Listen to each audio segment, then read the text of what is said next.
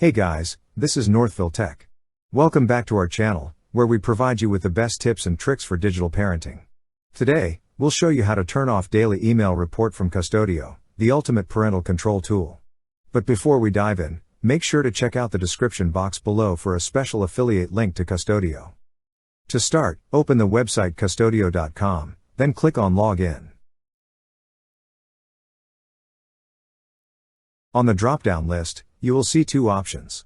In this video, we're using Qustodio for families. Click on Families.